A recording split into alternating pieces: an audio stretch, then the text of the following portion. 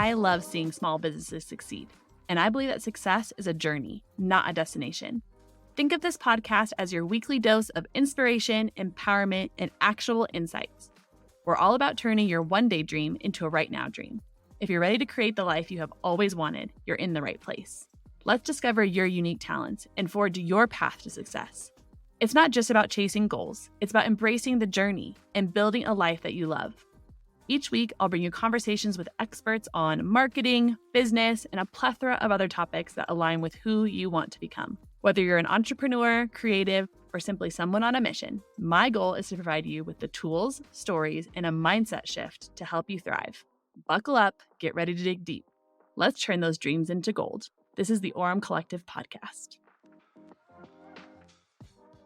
I am so excited to jump into our interview today. I want to introduce you to my guest. When I first learned about Olivia, I knew I needed to follow, study, learn, and of course, share her knowledge with all of you.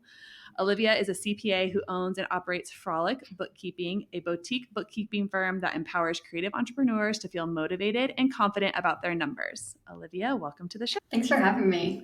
I love talking to creatives about all things numbers and finance. It gets me so giddy. Of course, good. I'm so excited to have you and share more with our listeners. I know I'm always super encouraged anytime I see you share posts and things online.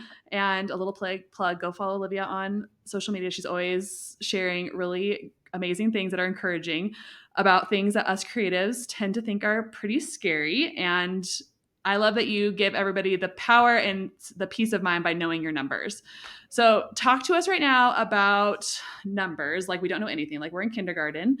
What is the number one thing you would tell a business owner to do first when starting their business? I would treat your business like a legitimate business because so many business owners start as a side hustle, not thinking it's going to turn into something big. And then they're scrambling all around trying to get all the not so fun stuff in order. But if you start from the beginning, treating your business like a legit business, opening up a separate bank account and treating it separate from your own like personal finances, that is super important. That's the golden rule of bookkeeping, is to have a separate business and personal bank account and just keep the two transactions completely separate. It will make your life so much more simpler, especially when it comes to tax time and you have to go back and do your bookkeeping to figure out your income and expenses. It's 1,000 times easier to do when it's all just in one account, not commingled with your personal funds.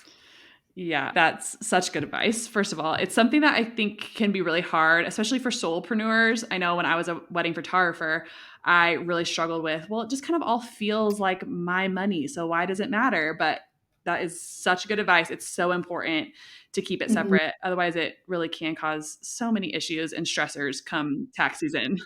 Yeah, especially with wedding photographers I work with, a couple, they start their businesses sometimes just doing it for family and friends. Yep. And then it turns into a legit business and they weren't expecting that. And then they're like, oh crap, I need to get everything in order and legitimize my business more.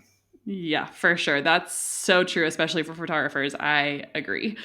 So now when it comes to a payment system, I know for myself, it was so confusing. It honestly felt really overwhelming. I know it really depends on the type of business that you have, whether maybe you're a sole proprietor or an LLC or an S Corp. What do you recommend for making it really easy to pay ourselves as entrepreneurs? That's something that's hard to do anyway, but making it easier makes it better.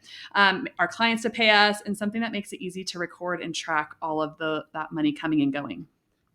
I love this question because the way that you get paid directly impacts your bookkeeping and the ease that it is for you to get paid and your clients to pay you. And then in turn, you pay yourself.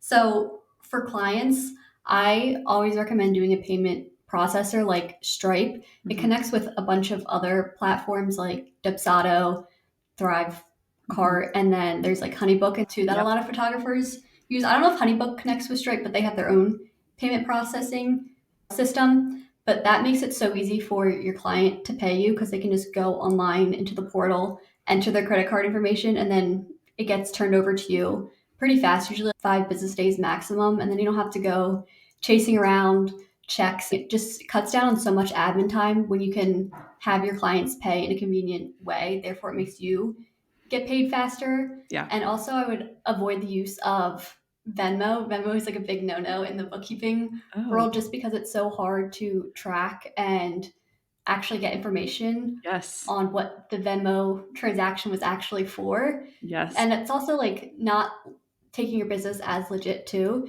especially if it's you're using your personal account. That's like a violation of their terms. Mm-hmm. So I always like caution clients if they come to me using Venmo to try and turn away from using that and use a payment processor. And a lot of objections I get to that is the credit card processing fees, Yep. but that's a business write-off, so it cancels out pretty much. So Yeah. you get to deduct that expense. It's just a cost of doing business. And I say, look at it as you're cutting down on so much admin time. So you're actually like Yes. making money and saving money in Truly. that realm. That's Yeah, that's so true. I've heard lots of people say, "Oh, well, I don't want to spend the money on the credit card fees." And we've kind of chalked it up to it's a business expense. You can write it off, all those things you already said.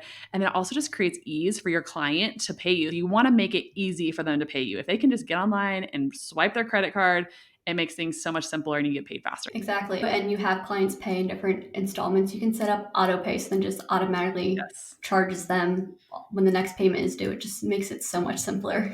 Yes, I fully agree with that. We use HoneyBook for our venue. I used HoneyBook when I was a photographer. It's so awesome. I know you mentioned a couple of ones, Dubsado. There's so many out there, but they're all are worth every penny.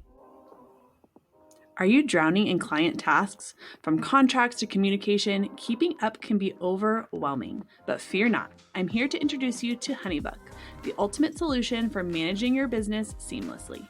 Say goodbye to stress and hello to streamlined workflows. With HoneyBook CRM, handling contracts, payments, and client services has never been easier. Join me and countless others who've discovered the power of efficiency. Ready to take the leap? Head to share.honeybook.com/Orem and use code OREM for an incredible 50% off for an entire year. That's right, half off for 12 whole months. Trust me, this is a game changer you won't regret. Visit share.honeybook.com/Orem and enter the code OREM, that's AURUM, for your exclusive Orem offer. Yes. And then for paying yourself, this could get a little complicated sometimes, but most people starting out are sole proprietors. So you would pay yourself through an owner's draw. So that's just taking a payment from your business account and transferring it to your personal account. And then different strategies you can use to pay yourself. You could do a percentage of sales for the previous month, or if you notice that your sales are above a certain dollar amount every month and you feel pretty confident it'll maintain that minimum like amount every month, Mm-hmm. you can just pay yourself a flat fee every month. And then another option too is profit first. I don't know if you've heard of that or Yes, not. I love that book. Yeah, it's great. And that's a good strategy for someone who isn't paying themselves. I'm not fully for profit first. I think it's definitely good for some business owners, but if you're Mm-hmm. just starting out, it's not the best. But I definitely do use different portions of the profit first. And I really like the theory behind it. It's basically about, you think of it as small plates. So your income comes in and then you divide it into different categories. So some for operating expenses, some for paying yourself, and some for saving for taxes. And I think that's also a really good strategy to implement if you're not paying yourself at all and you want to start doing that. Yes. I think it can be a really scary thing as a business owner is to start paying yourself because it feels like, oh, there's so many other things I can use this money for. But it really is a good habit to get in for sure. Yeah, and you have to work up to it. Most businesses aren't profitable their first or second year, and Yes, that's fine. The whole book is about having certain percentages and working up to those, but it's those percentages I say like don't take it with a grain of salt. Every industry has different profit margins and everyone's in different stages of their business. So for sure. if you can't meet the profit percentages that they recommend, don't beat down on yourself. Like just do what you can for your business and what feels right for you. Yeah, that's good advice. When you read some of those books, you can get super hyped up of like, okay, I'm going to go open all these bank accounts and I'm going to transfer all this money. And then you're like, well, I actually don't have all this money or this percentage to do it. It can feel really discouraging. So it's a good reminder to take it as a grain of salt, take the wisdom from it, but don't get discouraged in it. Yes, exactly. Awesome. Yeah, that's huge. Well, having the right systems in place make all the difference, whether it's your clients paying you or I know what a lot of small business owners and creative entrepreneurs struggle with is keeping track of your income and expenses.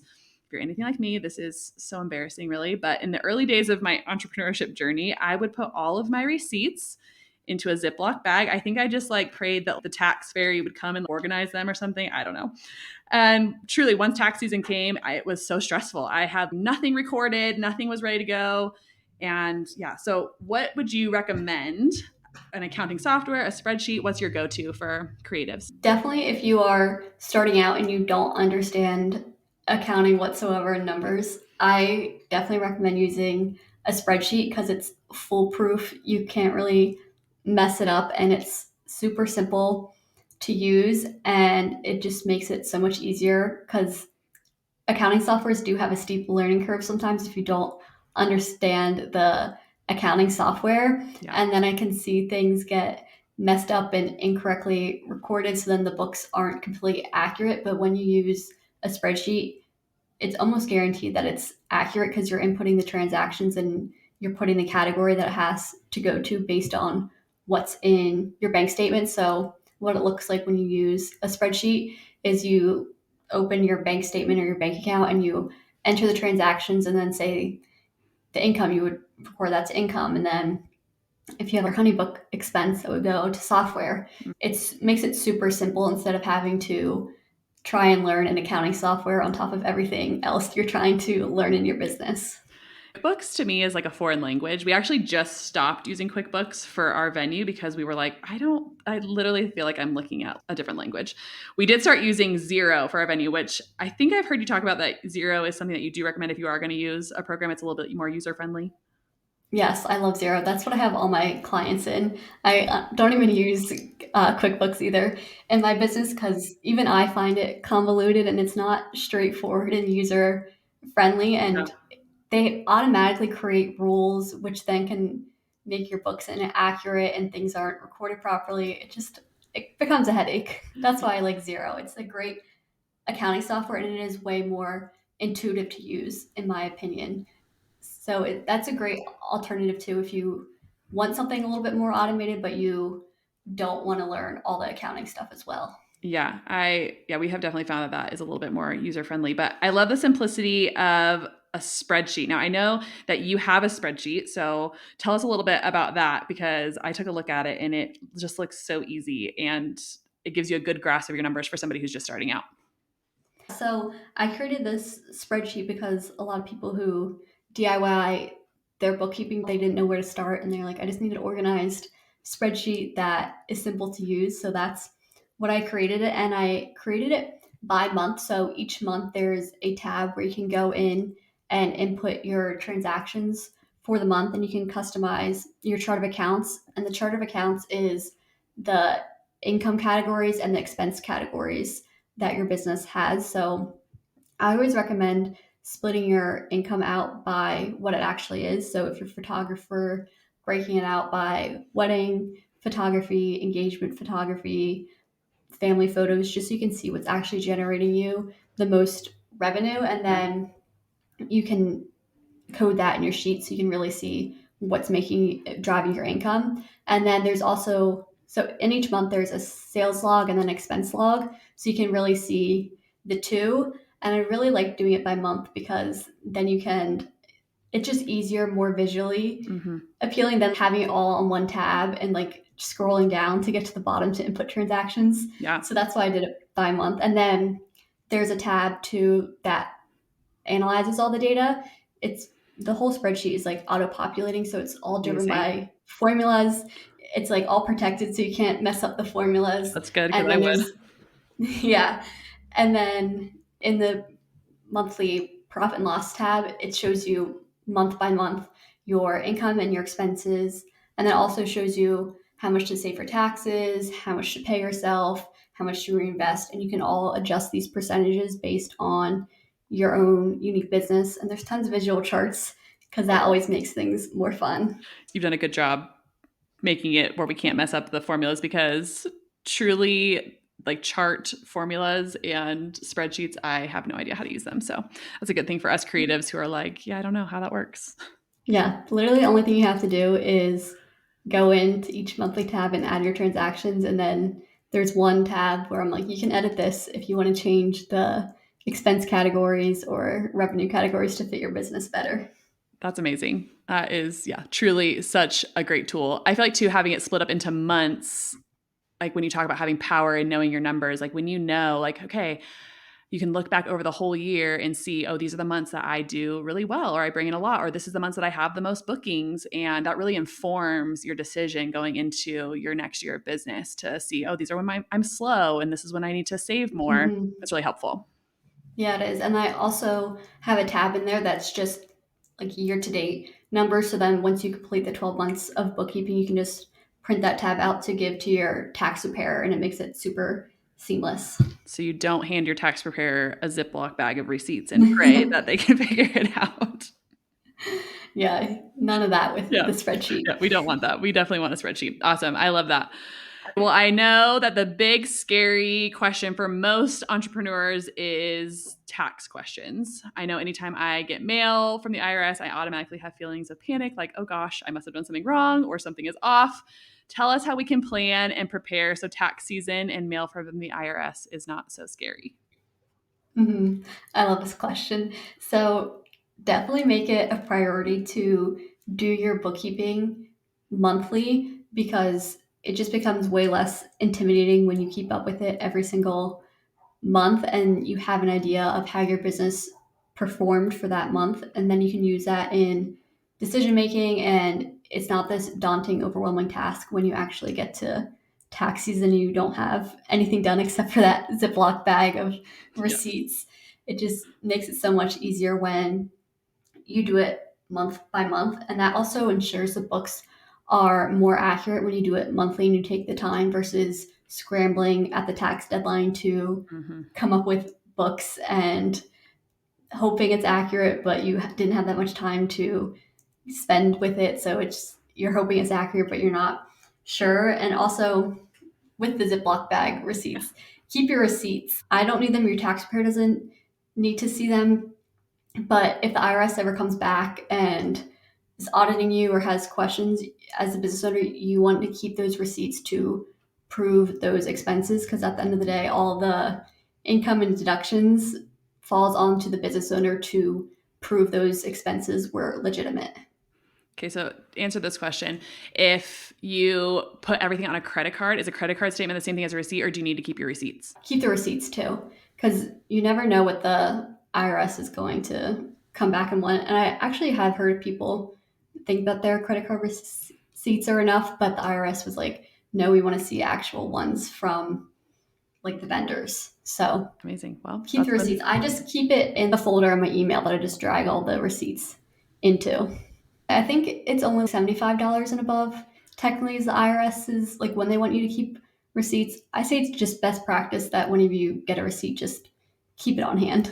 Yes. And we take pictures sometimes of our receipts and then you can just like drag and drop them, like if you have a physical receipt. So you can keep track Yeah, of stuff that way. yeah. I always do that. I can't keep the physical paper. I just take a receipt and then add Yeah. it to my email folder. Yeah. Because let's be honest, that Ziploc bag is going to get lost. So, Yeah. And then one more thing I would add to is work with like a bookkeeper or at least a tax preparer, because they will ensure you're getting those, all maximizing those deductions and credits. And they can also, whenever you get an IRS notice, you can send it to your tax preparer. And most of the time, your tax preparer handles those notices. At least I worked at a tax firm and we would handle all the notices with the states and the IRS, like calling on behalf of the client to get it sorted out. And usually it wasn't anything major, it was just something they needed more support for something, or the IRS never got this payment. So then we had to like send them confirmation. So it's best to work with a tax preparer who can handle those IRS notices for you. yes, somebody who knows what they're doing. It's very wise. Yeah. Yes to all of that, because I had such a sense of relief when we started setting aside money, having a tax account, putting it away and kind of pretending it didn't exist. And then once tax season came around, having a tax preparer, someone who like knew what they were doing, and we basically just gave them our zero login or our spreadsheet that had everything on it, and they were able to do it without so much stress around it. Yeah. And it makes it so much easier too on you as a business owner, not having to scramble around when you have a zero account or a spreadsheet. It just makes tax season way less stressful. Are you tired of wading through legal jargon, hoping your company contracts are legally sound? Say goodbye to the stress of what if and hello to Creative Law Shop contracts. We use Creative Law Shop's simple templates for our businesses. They are specifically tailored for creative entrepreneurs. Creative Law Shop provides the legal documents you need to succeed, from client contracts to operating agreements and everything in between. Creative Law Shop has what you are looking for. Don't let legal worries hold you back from turning your one-day dream into a right-now dream. Head over to shopcreativelaw.com. Enter code ORUM10 at checkout for 10% off. That's shopcreativelaw.com, code AURUM10 for 10% off. Well, is there anything else that you would tell our listeners that we didn't get to touch on or that you think is really important when preparing your books or come tax season, things that we should think about? Just that numbers aren't intimidating and scary. They're fun and empowering and motivating. They become big and scary when they aren't prioritized and they feel big and scary because you've been pushing it off. And then you're like, I'm scared to see what happened. But when you start to look at them on a consistent basis, it becomes exciting and motivating. And you kind of make it a game, like, okay, this is how I performed last month. Let me see how I can take this information and apply it to decision making to hopefully increase my ROI on things that I invest in, or I saw I could cut expenses here. Let me see how this is going to impact my profit for next month. And it just allows your business to scale more and become more profitable when you are prioritizing your numbers. And that's when it becomes fun and motivating, because you're like trying to keep that profitability up or increase profitability. And that's when numbers become fun instead of scary and intimidating. Yeah, I would fully agree with that. It gives you a sense of relief knowing what your numbers are when you're confident about how you're keeping track of them. And I think that's huge for business owners. And you truly cannot move the needle if you don't know your numbers. There's no doubt about it. You're going to stay stagnant at a certain point if you don't know what your numbers are doing, what your money's doing for you. Exactly. You can't set accurate financial goals without knowing what your current financial position is, and you can't grow your business without your finances, because your finances really are at the core of your business. Your business has to be profitable to continue to run and support your lifestyle. Amazing. Well, thank you, Olivia, for joining us today and guiding us in all things bookkeeping. I really do truly feel better about it just talking to you, and I really think our listeners will too. Why don't you tell us where people can follow you, get more information, and also find your spreadsheet that you talked about? You can follow me on Instagram at Frolic Bookkeeping. That's where I'm most active these days. And then my website is frolicbookkeeping.com, and my spreadsheet and template is on there. And also there's a code for 20% off too for the spreadsheet. Amazing. Yes. For anyone interested to go check out the spreadsheet, if you use code ORUM, you'll get 20% off of Olivia's spreadsheet. I am going to go get myself one. That's a really good option for the smaller numbers and to keep track of things. So I love that. Thank you again for joining us today. I so enjoy getting to talk to you. Yes, me too. Thank you so much for having me. This was such a fun conversation.